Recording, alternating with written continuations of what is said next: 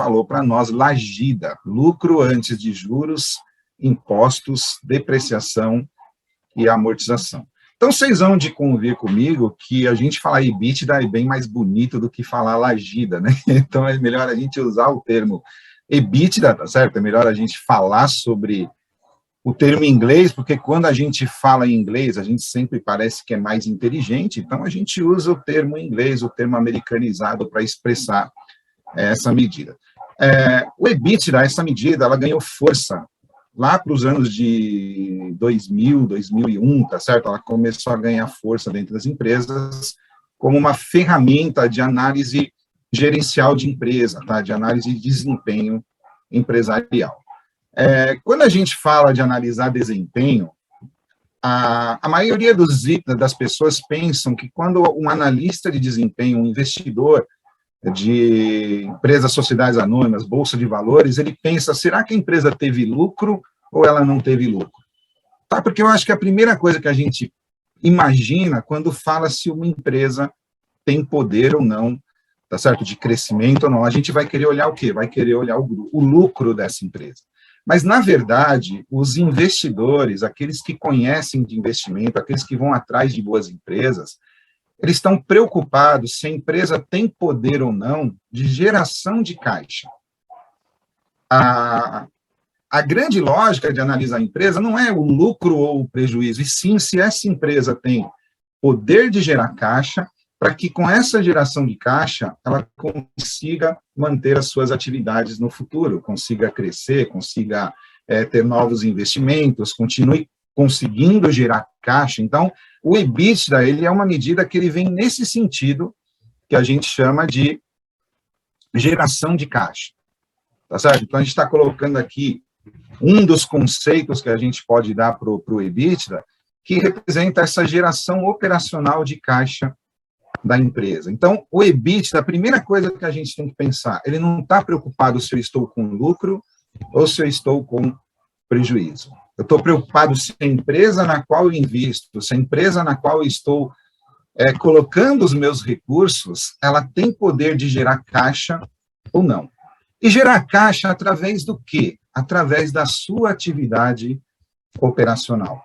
Tá, e a gente vai conversar um pouquinho o que é essa atividade operacional, o que a gente tem de atividade.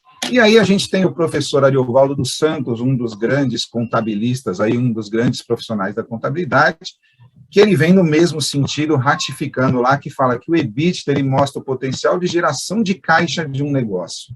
Então, vê de novo, ninguém aqui fala de lucro, ninguém fala de resultado, e a gente vai através do EBITDA e através dessa nossa conversa aqui, tentar mostrar para vocês o que é esse potencial de geração de caixa e o que é esse tal de EBITDA que a gente sempre conversa, tá certo? Então, que vocês sempre ouvem, já devem ter ouvido falar, quem já investe em bolsa tem, quem analisa balanço aqui, eu tenho certeza que os alunos que têm aula comigo de segunda-feira estão agora todo fim de semana pegando o balanço no jornal e analisando o balanço, tá certo? Eu tenho certeza que isso está sendo feito, mas as próprias empresas, sociedades anônimas hoje, têm publicado, por livre e espontânea vontade, o seu EBITDA, ou seja, o seu potencial de geração de caixa, tal como que ela consegue gerar caixa dentro das suas atividades. Tá, então, a gente desmistificando um pouquinho esse conceito de análise de empresa, que empresa boa é aquela que dá lucro, e pensando que empresa boa é aquela que gera caixa para poder crescer, tá certo? Para poder se desenvolver. E é muito engraçado, depois a gente até conversa sobre isso, mas algumas empresas, elas apresentam prejuízo contábil, elas têm uma perda, elas acabam perdendo, mas, ao mesmo tempo, elas têm um EBITDA positivo, que a gente vai conhecer o que é o EBITDA. Então, são duas coisas diferentes, ter lucro e ter caixa. Tá certo? São coisas diferentes que a gente vai tentar entender. Então, o EBITDA, normalmente, ele é calculado, normalmente não, ele é calculado através da demonstração do resultado de uma empresa. Tá, não sei se todo mundo aqui já teve contabilidade, tá? A professora Viviane, que tem gente de primeiro semestre ainda, então eu não sei se já teve o conceito de contabilidade, mas a gente colocou aqui para vocês uma demonstração de resultado de uma empresa exemplo, tá certo? Que a gente está colocando para vocês, que a gente está mensurando aqui para vocês, então, são dados que nós colocamos, e qual a função da demonstração do resultado de uma empresa? Tá certo? A Viviane está me dizendo que nem todos estiveram aqui, então vamos tentar explicar rapidamente aqui o que nós temos. A demonstração do resultado de uma empresa é o demonstrativo contábil, um dos principais que nós temos, que ele mostra para nós se a empresa, em determinado período, normalmente um ano, ela teve naquele período lucro ou prejuízo. Aí vocês vão falar, pô, esse cara tá louco, ele acabou de dizer que o EBITDA não tem nada a ver com lucro ou prejuízo, e não tem, é porque o EBITDA, ele nasce da demonstração do resultado do exercício de uma empresa, tá certo? Então, a gente tem uma demonstração aqui, só para vocês entenderem, ela começa com uma receita líquida, tá, de 996 mil. O que é a receita líquida?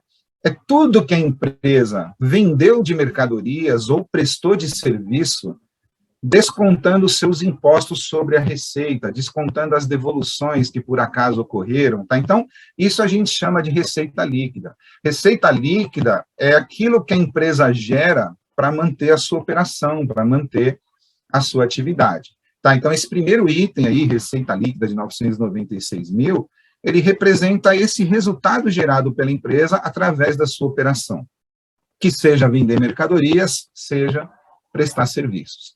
Só que para uma empresa gerar essa receita, para que uma empresa possa vender mercadoria, para que uma empresa possa prestar serviço, ela tem alguns gastos que ela precisa fazer.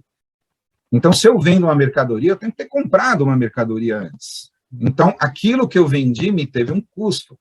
Aquilo que eu negociei teve um custo anterior para a minha empresa, que a gente chama de custo da mercadoria vendida, ou custo do serviço prestado, ou custo do produto vendido, e depende se é indústria, comércio, se é serviço, a gente não vai entrar nesse assunto. Só que pensando numa empresa comercial, que é o exemplo dessa demonstração do resultado, para eu vender mercadoria, eu tenho que ter comprado. Mas, além de comprar a mercadoria, eu tenho uma série de outros gastos que são necessários para a manutenção da empresa. Eu preciso ter área administrativa, eu preciso ter um setor de vendas, eu preciso pagar comissão para o meu vendedor, eu preciso pagar o contador, que é um ser fundamental para toda empresa, tá certo? Adote um contador, tá certo? Ou seja, eu tenho uma série de gastos que vão ocorrendo durante o período para que eu também consiga gerar essa receita. Então, a minha receita, ela gera o meu resultado positivo. Só que o meu resultado positivo, ele vai sendo consumido pelas minhas despesas, pelos meus custos, e que vai reduzindo o resultado. Alguns itens dessa demonstração do resultado que a gente precisa prestar atenção, certo? Que a gente precisa colocar, um deles é esse aqui, ó. Vou tentar arriscar aqui para vocês. Depreciação e amortização. O que é depreciação? Então, vamos mudar aqui. Ó. Nessas despesas administrativas, aí pode entrar aluguel, salário, pode entrar material de escritório, energia elétrica, telefone, internet, uma série de gastos que a empresa tem. Nas despesas comerciais ou de vendas, eu posso ter comissão, propaganda e publicidade, marketing, uma série de itens aí dentro. O Renato, não, Renato, que nada, o bom contador, a empresa paga bastante imposto, porque ela ganha muito dinheiro, então ela acaba pagando bastante imposto aqui. E esse item depreciação e amortização, que a gente tem aqui, é um evento econômico dentro da contabilidade, que eu reconheço contabilmente falando que os meus bens do ativo imobilizado, que aqui a gente fala de máquinas, equipamentos, veículos, imóveis, eles estão perdendo valor conforme o tempo passa, conforme eles se desgastam. Isso que é depreciação. É eu reconhecer a perda de um valor de um bem pelo seu desgaste. Tá certo? Depreciação a gente usa quando o bem é tangível, quando o bem eu tenho contato físico com ele. Tá? Então, a gente chama de depreciação. E a amortização que está aqui na contabilidade, está aqui na demonstração do resultado, é a perda de valor de um ativo intangível. Então, por exemplo, eu tenho uma patente que ela está perdendo valor conforme o tempo passa. Ou eu adquiri uma licença de uso de software que eu vou perdendo essa licença conforme o tempo passa. Essa perda de valor, a gente chama de amortização na contabilidade, tá certo? Então, a gente tem aí o conceito de depreciação e amortização. Por que ele é importante? Porque ele está na demonstração do resultado, ele diminui o meu lucro contábil, os dois, tá? Tanto a depreciação quanto a amortização, mas não gera saída de caixa. Ninguém paga a depreciação. Ninguém tira dinheiro do bolso, faz cheque, faz Pix para pagar a depreciação. Não existe isso. Então, é um item que, em termos de lucro ou prejuízo, ele afeta o meu resultado, tanto que ele está aí negativo, tal, esses valores entre parênteses são todos negativos. Então, ele afeta o meu resultado, mas não afeta o meu caixa. Então, esse é um dos itens que o EBITDA vai pegar e vai tirar do nosso cálculo, vai tirar dessa demonstração do resultado. Então, o EBITDA vai pensar qual seria o nosso resultado se não houvesse depreciação ou não houvesse amortização. Então, com depreciação e amortização, nosso lucro foi esse aqui de baixo, ó, 86. O EBITDA, ele reclassifica essa demonstração, dizendo, olha, mas se eu não tivesse a depreciação e amortização, ou seja, se eu usasse só os itens que geram saída de caixa ou entrada de caixa para a empresa, qual seria o nosso resultado? Geração de caixa, tá vendo? Não tem nada a ver com o resultado, o que a gente está falando. Tranquilo? Ô Vinícius, a amortização é a perda do valor de um intangível. Por exemplo, se eu compro um sistema, uma licença de uso de software por 5 anos, eu pago 5 milhões por essa licença para usar durante 5 anos. Quando passou um ano, Vinícius, eu perdi o direito de usar um ano, eu só tenho mais 4. Então, daqueles 5 milhões que eu tinha direito, agora eu só tenho 4. Quer dizer que ele amortizou 1 milhão. Eu perdi 1 milhão de valor nessa amortização. Tá? Então, a depreciação é a mesma coisa, mas para bens tangíveis, e a amortização para bens intangíveis. Tranquilo? Outra coisa importante, outro item importante, é esse cara aqui, ó. Opa, isso aqui era para ser uma seta. Aí, melhorou agora. O resultado financeiro de uma empresa. Olha aqui que importante a gente entender. O que é resultado financeiro que entra na demonstração do resultado? Uma empresa, além do resultado da sua operação, além de vender mercadorias, além de prestar serviços, ele tem outros tipos de receita, por exemplo. Tá? Eu posso ter receita de aluguel, um monte de receita. Mas quando a gente fala de resultado financeiro, a gente está dizendo da empresa que pegou o resultado da sua operação, fez uma aplicação financeira e recebeu juros sobre essa aplicação. Então, os juros a gente chama de receita financeira. Os juros que ela recebe. Ou o meu cliente me pagou com atraso, me pagou um valor maior do que deveria. Eu recebi juros por esse valor. Os juros é uma receita financeira. E despesa financeira é o inverso, é quando eu pago juros para alguém, tá? Quando a gente quita juros de alguém. Então, fiz um empréstimo, fiz um financiamento, mesmo que eu pague extremamente em dia, esse empréstimo, esse financiamento vai ter juros embutido, então está no resultado financeiro. Esse resultado financeiro, ele pode ser positivo, ele pode ser negativo. Se as receitas forem maiores que as despesas, ele foi positivo. Se as despesas forem maiores que a receita, ele foi negativo. No nosso caso aqui, ele foi negativo, que geralmente, dentro das empresas, é negativo. Esse valor, que estava lá no EBITDA, no Lagida, lucro antes dos impostos, juros, depreciação e amortização, se refere aos juros. E aí, por que se tira esse valor? Por que se desconsidera esse valor da demonstração do resultado para chegar no EBITDA? Porque eles consideram que eu quero saber o meu resultado sem ter buscado ou pago empréstimo para ninguém. Eu quero saber o resultado da minha operação sem ter usado o capital de terceiros ou ter feito outros investimentos além da minha operação. Por que isso? Porque o EBITDA, ele teve um conceito gerencial de você poder comparar empresas de setores diferentes. E quando a gente fala de despesa financeira, juros, eu tenho uma diferença muito grande. Por exemplo, a empresa de serviço, quando vai buscar dinheiro no mercado, a taxa é uma. Se eu falo de empresas de indústria pesada, por exemplo, tecnologia, que precisa de muito investimento, vai buscar muito empréstimo, os juros é outro. Então, o que eu quero fazer? Eu quero saber o resultado das empresas sem o impacto desses juros, sem eles terem buscado dinheiro com terceiros.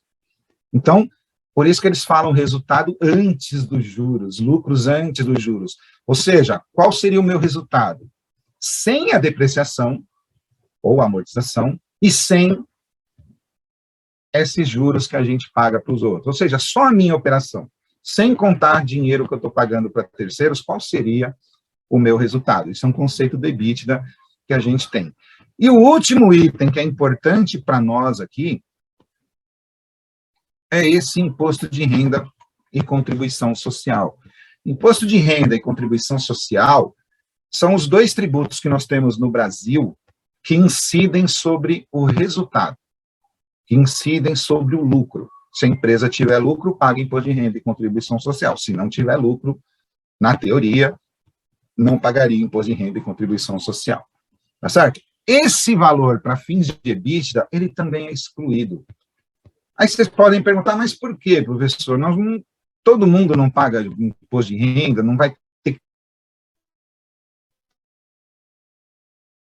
pagar.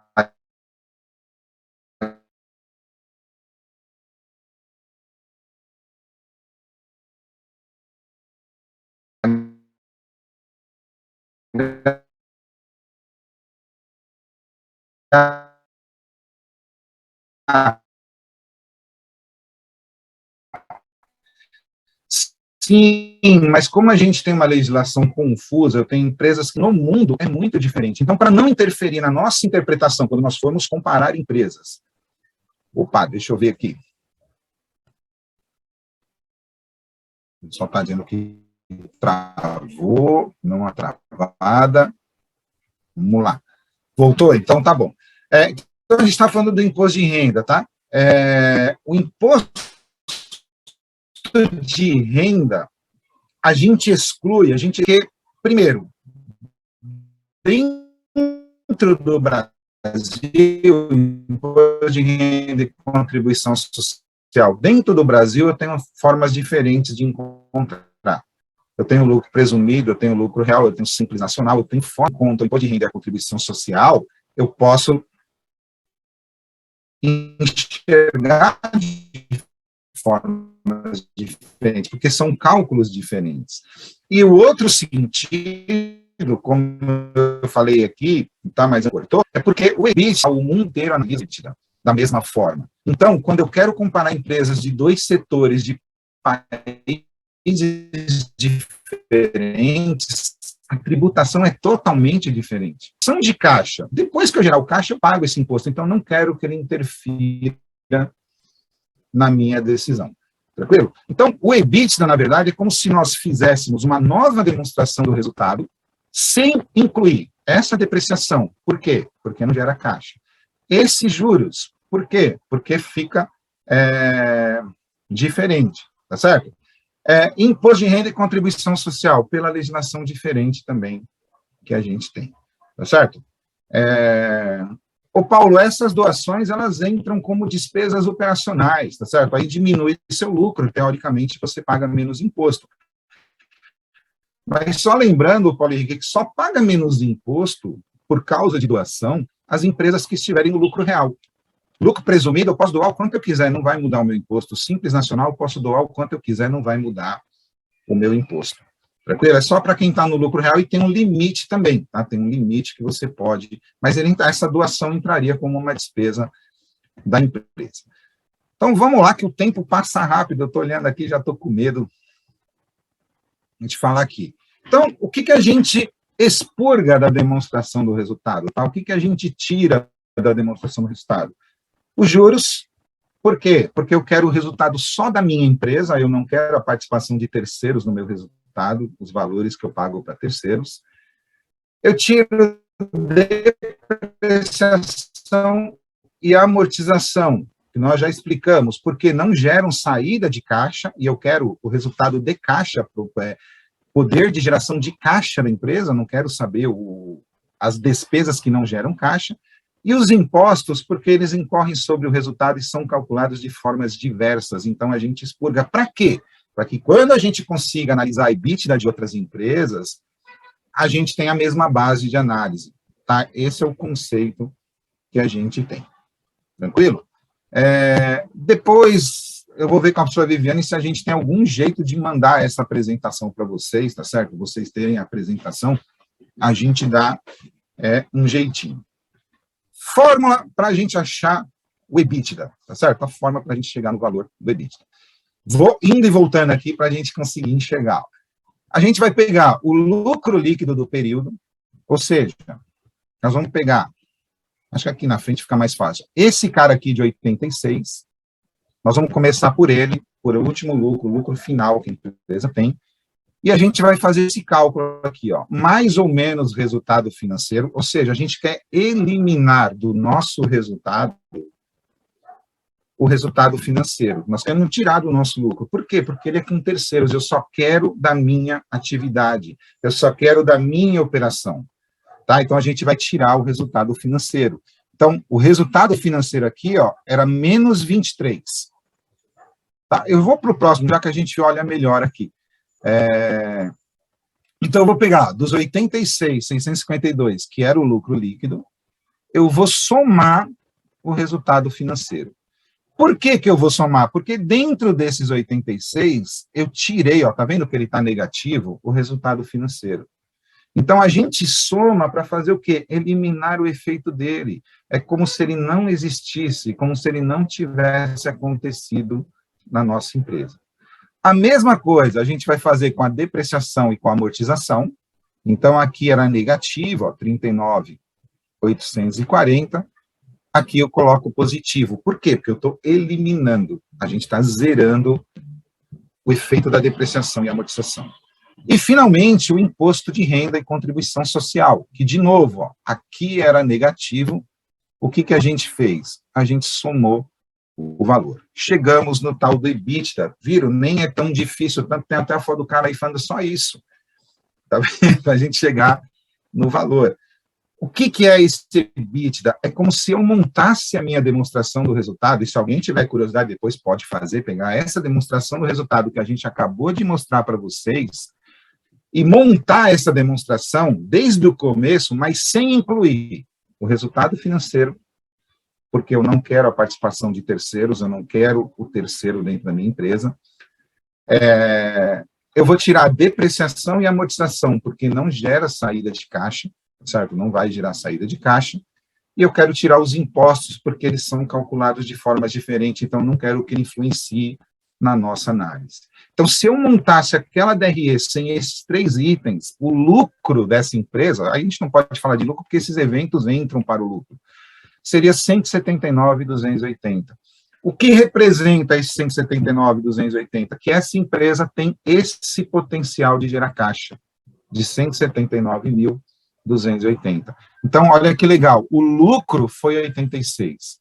Mas se eu pegar só o que é da atividade dela, só o que efetivamente gerou caixa, tirar o que é de terceiros, que são os juros, tá certo? E tirar o imposto, que é sobre o resultado, o potencial dessa nossa empresa, desse nosso modelo de gerar caixa, é de 179.280 no ano de 2020. E quanto maior isso for, melhor para a empresa, tá? Quanto mais caixa a gente conseguir gerar, melhor para a nossa empresa. Esse é o conceito do EBITDA, tá? Uma forma rápida aqui, mas para a gente conseguir entender sobre o EBITDA, tá, Matheus? É isso mesmo, que é o poder de geração de caixa. E aqui, pelo amor de Deus, tá certo? Pelo amor de Deus que a gente falar. O EBITDA, só isso me leva a uma boa análise, jamais, nenhum indicador pode ser olhado isoladamente, nenhuma análise de desempenho pode ser feita com um indicador só. Ele dá uma baita visão para nós da operação da empresa conseguir gerar caixa ou não.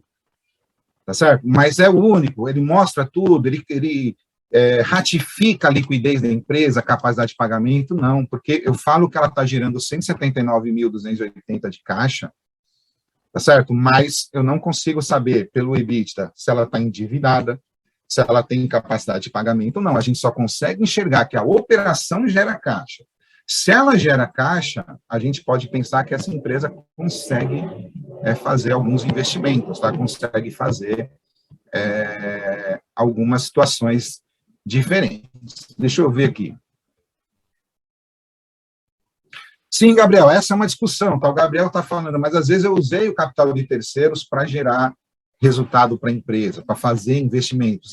Isso é verdade, tá certo? Mas esse indicador, ele mostra qual seria o meu resultado antes de depender desse capital de terceiros. Porque, pelo que eu falei, eu tenho muita diferença de taxa de juros para tipos diferentes de empresa. E como eles querem criar uma base para poder analisar empresas de setores diferentes, eles desconsideram os terceiros, mas os terceiros ajudam, sim. Por isso que a gente está dizendo aqui, Gabriel, que essa não é a única ferramenta de analisar empresa, mas é uma baita ferramenta que o mercado utiliza para ver eficiência e produtividade de uma empresa. Tranquilo? O outro conceito rápido que o pessoal fala bastante aqui é o que eles chamam de margem EBITDA. O que é a margem EBITDA? Eu vou pegar o EBITDA que a gente acabou de achar, 179.280, e dividir pela receita líquida da empresa, que é essa aqui, ó, 996 mil. E vou chegar em 18%. Isso quer dizer que da minha receita líquida, daquilo que eu vendi, daquilo que eu prestei de serviço, eu tenho um potencial de gerar um caixa de 18% desse valor. É a mesma leitura, só que é uma margem. Aqui embaixo ele está dizendo, no EBITDA, olha, o potencial de gerar resultado dessa empresa, o potencial de gerar caixa dessa empresa é de 179.280, considerando somente a sua operação. Isso representa 18% da receita líquida que a empresa teve. Essa é a margem EBITDA que a gente tem. Lógico, a gente está falando de uma forma rápida aqui, mas só para vocês terem o conhecimento do que é esse EBITDA aqui. Os pontos positivos, tá? A gente acabou conversando aqui, identificar eficiência e produtividade, olhar somente para a geração de caixa, ele não está preocupado com aquilo que não gera caixa, mostra a evolução da geração de caixa da empresa, lógico, isso se eu comparar mais de um período e estiver crescendo, tá certo? Se a gente estiver em crescimento, permite comparar empresas de diferentes setores, porque a gente tira do cálculo aquilo que pode ser diferente dentro das empresas, tranquilo? Permite comparar empresas de diferentes países, a gente já falou, porque eu tiro também o regime de tributação, que pode ser diferente entre países, e é um indicador universal. O mundo inteiro usa o EBITDA, tá certo? O mundo inteiro vai usar esse EBITDA. Senhora Viviane, você vai me falando o tempo aí para eu me empolgo aqui, começo a falar e não paro mais. Vamos lá. Depois, as desvantagens. Não mostra a real saúde financeira da empresa, e não tem esse objetivo. Ele tem o objetivo de mostrar se a empresa consegue gerar caixa ou não, tá certo? Consegue gerar um resultado de caixa para a empresa, para novos investimentos ou não. Ele não está preocupado com a saúde financeira. O que eu falei, nós tivemos em 2016, 2015 para 2016, o EBITDA da Petrobras, ele cresceu muito, cresceu 18% de um ano para o outro, a geração de caixa. Aí todo mundo fala, poxa, olha, a Petrobras gerou caixa, mas ela estava com o maior endividamento da história dela naquela época. Quer dizer, gerou caixa, melhorou a situação, vai me ajudar a pagar essa dívida, mas eu não posso olhar só para o EBITDA. Tá? É isso que a gente quer mostrar para vocês. Que a segunda parte aí não está alavancado, endividado. Não pode ser utilizado de forma isolada, aliás, nenhum indicador, tá? Então, se alguém falar para você, olha só isso que você resolve, mentira, tá certo? Nenhum indicador tem esse poder, tá certo? A empresa é uma série de itens diferentes que precisam ser analisados para eu chegar numa decisão. Precisa ser analisado com atenção diante de possíveis manobras contábeis. Essas manobras contábeis no Brasil não acontecem. O Brasil é um país mais sério, um país mais consolidado, mas tem países por aí, por exemplo, Inglaterra, Holanda, Finlândia, que eles manipulam balanço. No Brasil, não. tá certo? Então, isso aqui para nós não se aplica, tá certo? No Brasil. E aqui, um EBITDA positivo pode confundir investidores leigos que esquecem do restante. É o que eu acabei de falar para vocês. O cara olha o EBITDA e fala assim, poxa, essa empresa está bem para caramba, tá certo? Essa empresa está bem para caramba. Não, eu tenho que olhar outras variáveis, eu tenho que olhar liquidez, eu tenho que olhar resultado também, eu tenho que olhar endividamento, tá? Aonde está sendo investido. A gente tem que olhar se eu consigo, por exemplo, se o ativo dessa empresa está totalmente velho e vai ter que repor, o EBITDA não mostra isso daqui, tá certo? Vamos lá. Não, Guilherme, tem outro conceito aqui, depois a gente volta aqui no final, se der tempo, a gente volta nesse valor. Mas, na verdade, é eu pegar o lucro líquido da empresa e ajustar pelos valores que o EBITDA não considera. Tá? Tem gente que monta outra DRE sem aqueles itens, mas, normalmente, as empresas voltam os valores para a demonstração do resultado. Vamos lá. Outra coisa que se usa o EBITDA, isso aqui é bastante usado, tá? Isso aqui é bastante usado, é para valuation de empresas. Então, o mercado, a gente até pegou uma fonte aqui, tá? De alguns setores, você tem vários setores, mas, por exemplo, eu pego o setor de bebidas, pego as 2, 3 maiores empresas, vejo o valor da empresa e divido pelo seu EBITDA. Aí dá 11,4, por exemplo.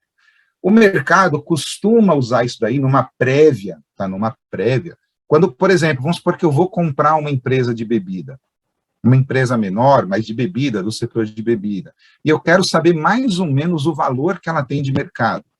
A gente usa os múltiplos de EBITDA, a gente vai lá, pega o EBITDA dessa empresa, multiplica por 11,4 e chegaria no valor da empresa. É uma ferramenta que se usa o EBITDA. Lógico, vai ser isso ferro e fogo? Não, você vai ter outras análises para fazer, mas você acaba tendo esse conceito. E a gente colocou alguns setores aqui para vocês. Teve uma história muito legal em 2014 de uma empresa chamada Teuto, T-E-U-T-O, que era uma farmacêutica de remédio genérico. Em 2014, a Pfizer todo mundo conhece, né, está na moda, a Pfizer foi lá e adquiriu 40% dessa empresa. E disse para o dono lá, o dono era um louco naquela época, ele pegava o dinheiro da empresa para investir numa empresa, num carro de corrida que ele ia dirigir, quer dizer, o cara usava o dinheiro para um monte de coisa. E a Pfizer falou assim, comprou 40% e se comprometeu com essa empresa que em 2 anos, depois de 2 anos, tá, foi o acordo, compraria os outros 60% e pagaria por essa empresa 14,5 vezes o valor do EBITDA, na época, que seria da data. O EBITDA dessa empresa, ele era de 50 milhões, quando a Pfizer comprou 40%. O sócio, que era louco, mas não era burro, falou o quê? Preciso gerenciar melhor essa empresa. Eu preciso gerenciar, por quê? Eu preciso fazer esse EBITDA subir. E quando chegou na data de comprar 60%, esse EBITDA, que era 58 milhões, estava em 151 milhões. A Pfizer teve que pagar 14,5 vezes esse valor. Olha quanto dinheiro o cara ganhou. Por quê? Por uma gestão bem feita. Começou a ver a importância de gerar caixa, começou a ver a importância de trazer bons resultados para a empresa, de se dirigir a empresa de uma forma adequada.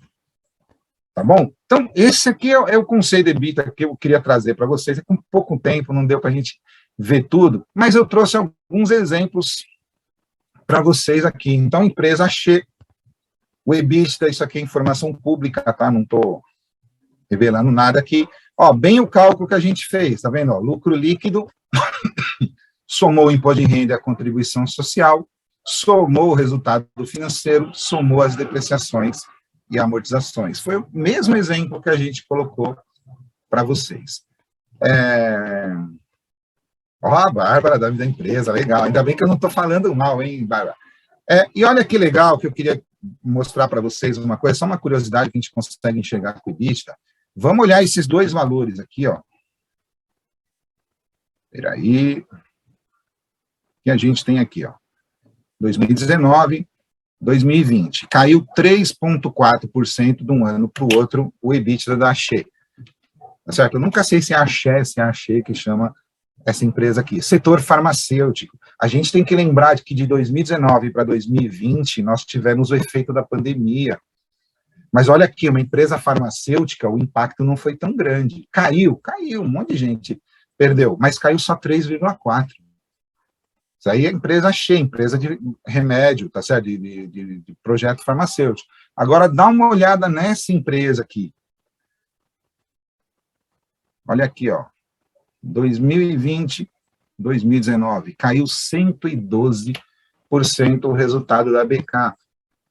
Porque a empresa de alimento, olha só o que o fechamento de lojas fez, o fechamento das lojas durante um tempo. Eu não estou questionando aqui o Fique em Casa, nada disso, pelo amor de Deus, mas para a gente ver como isso tem um impacto econômico, um impacto na geração de caixa de uma empresa. Uma empresa que tinha uma geração de caixa de 427 milhões em 2019, ela deixou de gerar caixa, aliás, ela consumiu caixa em 55 milhões no ano de 2020. Uma queda de 112%. Certo? E aí algumas pesquisas mostram que o Burger King, o McDonald's, eles não tiveram uma aceitação tão grande de delivery como outras empresas. Então, olha o impacto disso numa empresa. Tá certo? Esse é o EBITDA, esse é o poder de geração de caixa. Lembra que a gente falou aqui, Vivi, eu juro que eu estou terminando, tá? Ele tinha um prejuízo de 445 milhões, mas quando eu tiro todos aqueles itens que a gente falou, cai para 55 o EBITDA, ou seja, o prejuízo é pior ainda do que o EBITDA aqui. Outra empresa que foi bastante afetada, ó, Gol Linhas Aéreas, avião no chão, aeronave no chão, aeronave que não voa, está aqui os resultados. Continuou positivo, mas olha aqui o impacto, ó, caiu 75,2% de um ano para o outro. Tá? Esse é o impacto da pandemia nas demonstrações contábeis da empresa.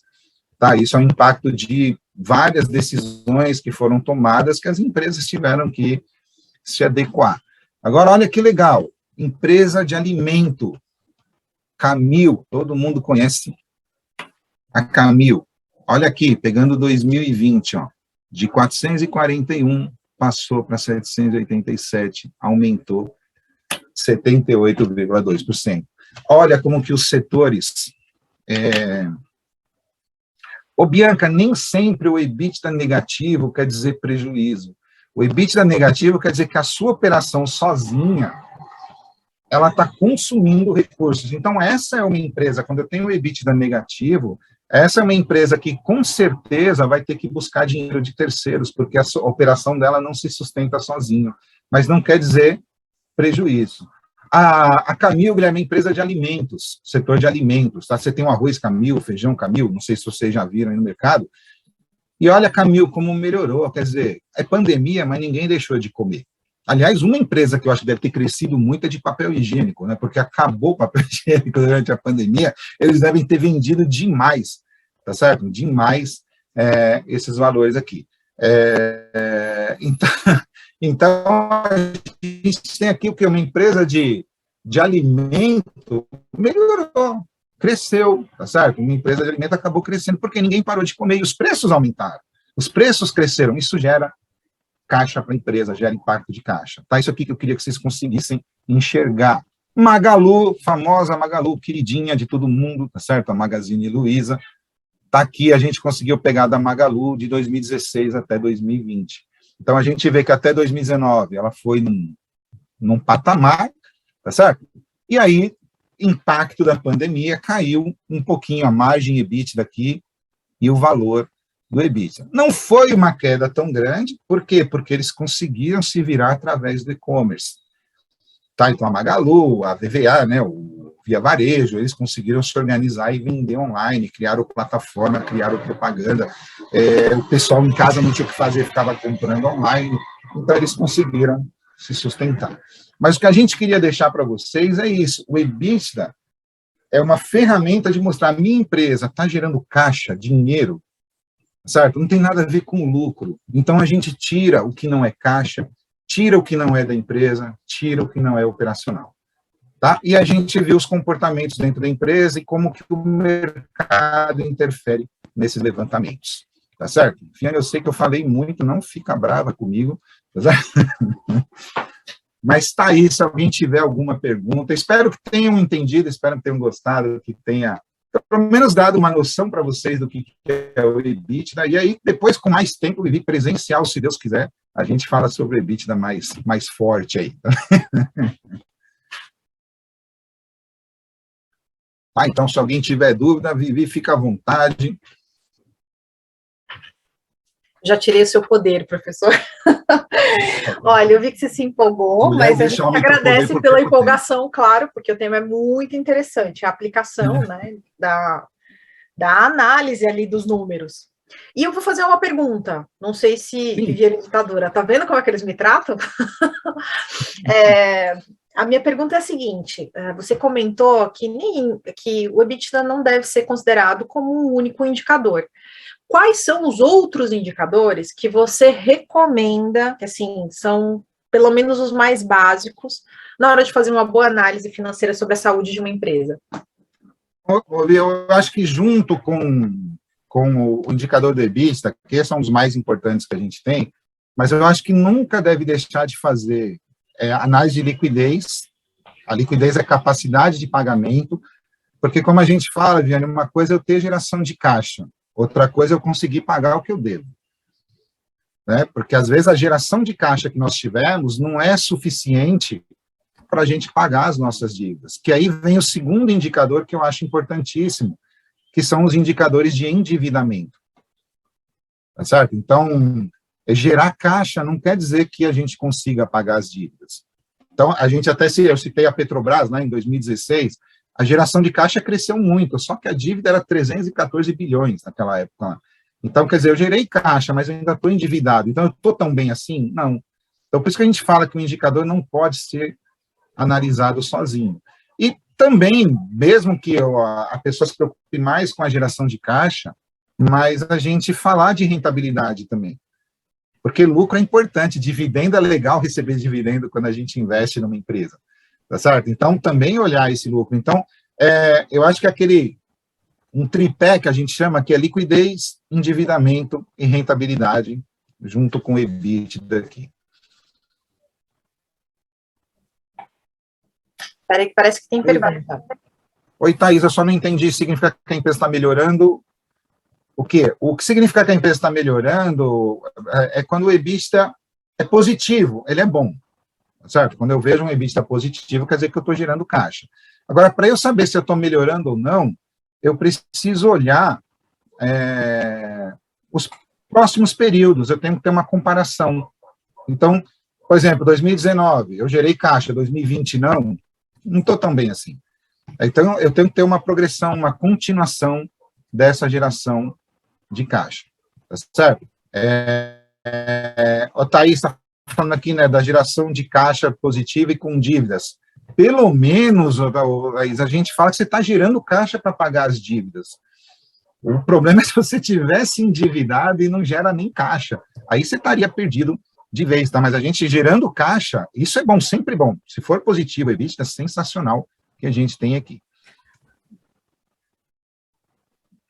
Professor, por que você não trouxe a demonstração do Corinthians? Porque não está muito boa. Né? Eu não achei que era legal para se analisar. Tá vendo? Eu quis trazer algumas que tinham positivo, né? Ontem até a Roseli estava comentando, a professora Roseli estava falando, né? Porque alguns alunos têm interesse em fazer uma análise, alguns têm interesse de aprofundar, fazer algumas pesquisas direcionadas em relação aos investimentos na área do esporte. E aí ela mencionou um pouquinho sobre isso, assim, né? O que você pode falar, já que você é um interessado, de uma maneira bem superficial, claro que a gente está com um tempinho aqui, mas quais são suas impressões? Porque eu sei que você acompanha com uma certa regularidade. Esse aí é corintiano, sim. Corintiano, gente. Corintiano, graças a Deus, maloqueiro, sofredor. Os clubes de futebol hoje, a gente acha que tem no Brasil só 2 que estão com as suas finanças em ordem, que é o Palmeiras. Triste para mim falar isso, tá certo? Não tem mundial. Vocês vão vendo que está sendo gravado, hein, gente? Está sendo gravado. Eles não têm mundial, mas estão com a finança em ordem, tá certo? Eles têm isso daqui. E o Flamengo, tá? O Flamengo, aliás, só para a gente conversar, é uma coisa muito bacana, porque o que o Flamengo fez? Há 3, 4 anos atrás, o Flamengo profissionalizou a gestão financeira. Ele contratou pessoal de empresa de auditoria, e esse pessoal passou a administrar o Flamengo, e aí já administra com olhar de finanças, né? Já administra de outra forma. O nosso problema nos clubes de futebol, que os resultados são muito ruins, porque são administrados por gente que não tem o mínimo conhecimento de finanças e estão lá e tira dinheiro, tudo isso daqui, que acaba gerando EBITDAs negativos, acaba gerando essas informações. Olha, que tema de pesquisa fantástico para vocês aprovarem aí e avaliarem, hein? Isso é muito fantástico. legal. Olha um problema de pesquisa para apresentar, hein? Porque futebol, ele tem toda uma característica diferente, né? Por exemplo, como é que eu contabilizo um jogador? Ele é imobilizado, ele é intangível, o que ele é? Então, é bacana, assim, é totalmente diferente, mas é legal. Os clubes tiveram uma perda grande também, Viana, em 2020, por causa da Covid, né? Sim. Quer dizer, eles perderam público, perderam... Isso impacta totalmente a geração de caixa dos clubes. Mas o Corinthians vai melhorar, vai melhorar. Que mais, gente? Perguntas aí. Qual é a melhor liquidez a ser considerada? Ou isso vai de acordo com o tipo de negócio? Liquidez Ele seca? vai de acordo com o tipo de negócio. A liquidez corrente, que é a liquidez de curto prazo, que a gente chama, né? Que eu comparo o ativo circulante com o passivo circulante, essa a gente usa em todas as empresas. Essa aí a gente usa em todas as empresas. Agora, por exemplo, liquidez seca, que é aquela que a gente tira o estoque. Se eu sou uma empresa de serviço, o estoque não vai fazer diferença. Agora, se eu sou um supermercado, tirar o estoque é sacanagem, porque você acaba com a liquidez do supermercado. Então, normalmente o pessoal vai olhar o quê? A liquidez corrente para todo mundo, que é a liquidez de curto prazo, e a liquidez geral, que é a liquidez de longo prazo, né? Para você poder também ter uma perspectiva de futuro em termos de capacidade de pagamento. Né? Tem uma pergunta Os aqui. Meus alunos de segunda-feira, se preparem, que segunda a gente vai falar sobre isso. Você tem alguma indicação de leitura para quem queira se aperfeiçoar em análise fundamentalista de demonstração contábil, de demonstração financeira? Os 2 livros que eu mais gosto, Viana, eu tenho o Análise de Balanço, do José Carlos Marion. Aliás, só o Marion parece que escreve, né, em contabilidade. Mas eu gosto dele porque ele tem toda a ferramenta de análise e ele tem uma linguagem muito bacana. Tá? Ele tem uma linguagem mais simples, né, mais tranquila.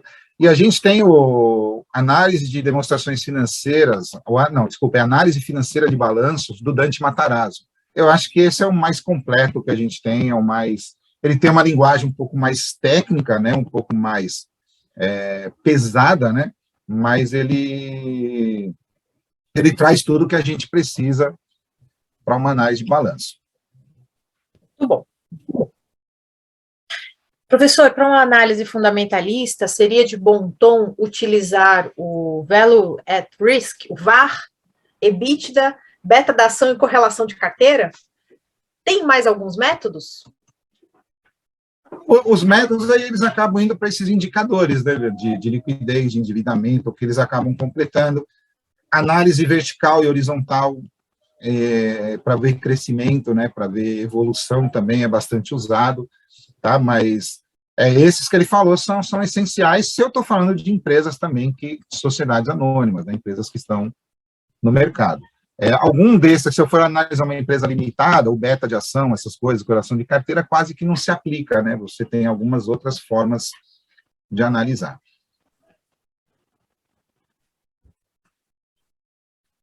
Que mais? O contato do professor Fábio está por aí. Vocês sabem, o e-mail, ele se disponibilizou aí. Acho aqui, que a gente vai acabar... Vou pôr no chat aqui também, se alguém... Perguntaram sobre certificados em relação a esse tipo de análise na área. Tem sugestão de alguma escola de certificação? Então, são os certificados que eu acho que os bancos exigem, né? Acho que para ser analista de balanço, você não tem um certificado específico, né? Aí é mais os certificados que as próprias corretoras exigem, aí os bancos exigem.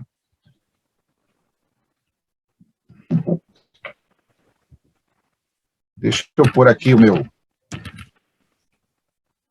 Espera aí que é muito dedo para digitar, hein? Está escrito aí, mas fica mais fácil, aqui o pessoal copia, né? O Dambima é legal, tem lá de valuation mesmo, acabam falando de EBITDA, acabam falando de uma série de outras coisas. Que bacana. De repente, vale até como atividade complementar. De repente, converse com a sua coordenação, hein? Uhum. Bom, então, professor Fábio, muito obrigada. Eu gostaria de agradecer mais uma vez, agradecer aos alunos que participaram dessa jornada ao longo dessa semana, pedir para que vocês passem depois o feedback em relação a como foi o processo, que, de certo modo, tenha contribuído para você, especialmente para a sua coordenação desse retorno, né?